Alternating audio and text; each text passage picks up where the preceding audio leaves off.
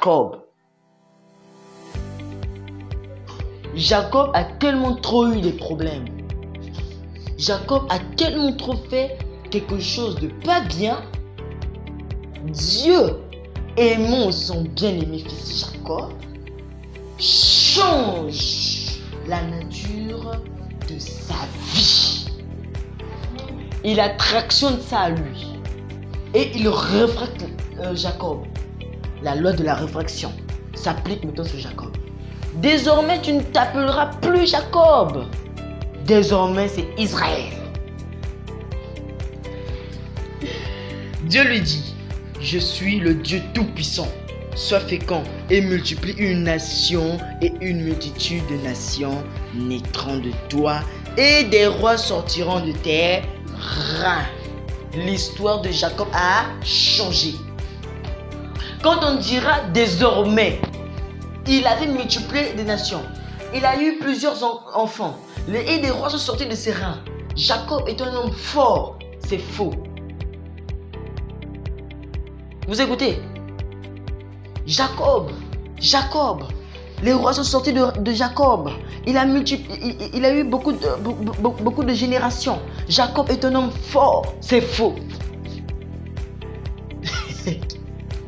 Ce n'est pas Jacob qui est un homme fort. C'est Israël. Qui comprend?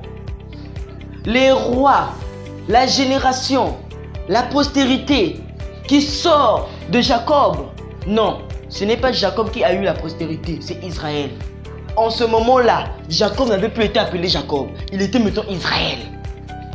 On dit Israël est devenu grand par Dieu. C'est la même chose qui s'était appliquée à Abraham. Avant, il était appelé Abraham. Il n'avait pas d'enfant. Il voulait en avoir. Et il n'avait jamais eu ce privilège d'avoir un enfant. Et un jour, le miroir de la parole, quand il vient, il s'affiche à lui. Il dit, désormais, tu t'appelleras Abraham. Et de toi sortira Isaac. Amen. Et on va dire, Isaac, oh là là, l'enfant d'Abraham. Isaac, le fils d'Abraham. Non, c'est faux.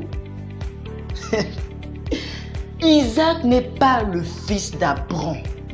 Isaac est le fils d'Abraham. Abraham, une même personne, mais pas de même nature. Abraham a souffert. Abraham a été élevé. Amen. Il faut maintenant savoir distinguer. Est-ce qu'il s'agit d'Abraham? Est-ce qu'il s'agit d'Abraham? Voilà pourquoi je vous appelle aussi à changer votre nom. Dieu change leur nom. Amen. Quand vous venez écouter la parole, c'est pour que votre nom puisse changer. Et je ne vous dis pas de changer votre nom charnel, de changer votre nom que vos parents vous ont donné. Non, je suis Giscard, je resterai toujours Giscard. À la mairie, on me connaît en tant que Giscard. Mais Père, change mon vrai nom, ma nature.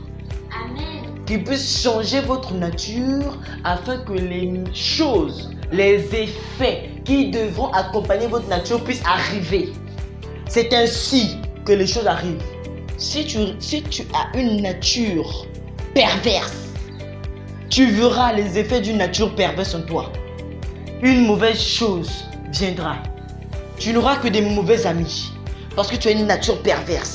Tu ne parles que des mauvaises choses, alors tu auras des mauvais amis. Tu aimes voir des mauvaises choses, tu verras que tu auras des mauvais amis qui aiment aussi voir des mauvaises choses. Et pour toi, ce sera des bons amis. C'est ça, la nature attire toujours les effets de cette nature.